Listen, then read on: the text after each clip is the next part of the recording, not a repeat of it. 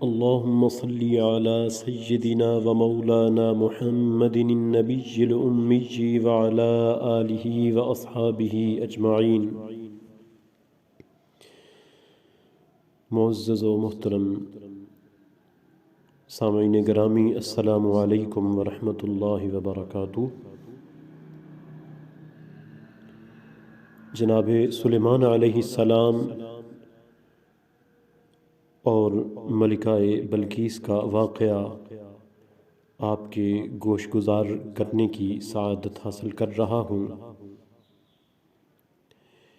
اس کا دوسرا حصہ سماعت فرمائیے گا۔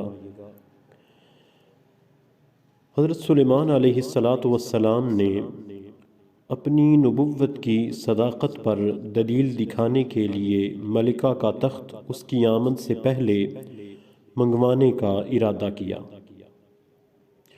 اور خود ملکہ کی اپنی ذہانت کا امتحان بھی مقصود تھا کہ اپنے تخت کو کچھ تبدیلی کے بعد بھی وہ پہچانتی ہے یا نہیں، کیونکہ حضرت سلیمان علیہ السلام نے تخت منگوا کر اس میں کچھ تبدیلیاں بھی کروا دی تھیں۔ تخت منگوانے کے بعد آپ علیہ السلام نے فرمایا، اے درباریوں، تم میں سے کون ہے جو ان لوگوں کے میرے پاس فرما بردار ہو کر آنے سے پہلے بلقیس کا تخت میرے پاس لے آئے؟ یہ سن کر ایک طاقتور جن بولا کہ میں وہ تخت آپ علیہ السلام کی خدمت میں آپ کے اس مقام سے کھڑا ہونے سے پہلے حاضر کر دوں گا، اور میں بڑی قوت والا ہوں اور دیانتدار بھی ہوں۔ حضرت سلیمان علیہ السلام نے فرمایا، میں اس سے بھی جلدی چاہتا ہوں۔ اس پر آپ علیہ السلام کے ایک وزیر آصف بن برخیا انہوں نے عرض کی کہ میں اس تخت کو آپ کی بارگاہ میں آپ کے پلک جھپکنے سے پہلے لے آؤں گا۔ اور پھر یوں ہی ہوا کہ انہوں نے اسم اعظم کی برکت سے اس تخت کو چند لمحوں میں دربار میں پیش کر دیا۔ اس پر حضرت سلیمان علیہ السلام نے اللہ کی بارگاہ میں کلمات شکر ادا کیے اور لوگوں کی تعلیم و تربیت کے لیے عاجزی کا اظہار کرتے ہوئے فرمایا کہ یہ میرے رب کا فضل ہے جو اس نے اس لیے کیا کہ مجھے آزمائے کہ میں اس کا شکر ادا کرتا ہوں یا ناشکری کرتا ہوں۔ اگر ہم اپنی روزمرہ کی زندگی میں اس بات کا مشاہدہ کریں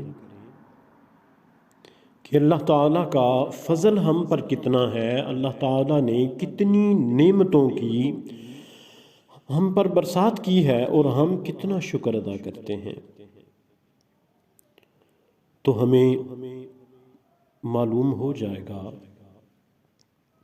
کہ ہم اللہ تعالیٰ کے کتنے فرما بردار بندے ہیں۔ فرما برداری کسی بھی بندہ میں اس وقت تک نہیں آ سکتی جب تک وہ اپنے خالق و مالک کا شکر ادا نہ کرے۔ تو حضرت سلیمان علیہ السلام کے اس کلام سے ہمیں یہ بھی پتہ چلا کہ ہمیں اللہ تعالیٰ کی نعمتوں کو یاد کر کے اس کا شکر ادا کرتے رہنا چاہیے، چاہے وہ زبان کے ساتھ ہو، چاہے وہ عمل کے ساتھ ہو، چاہے وہ قلب کے ساتھ ہو، ہر حال میں ہمیں چاہیے کہ اللہ تعالیٰ کا شکر ادا کرتے رہیں۔ وما علینا الا البلاغ۔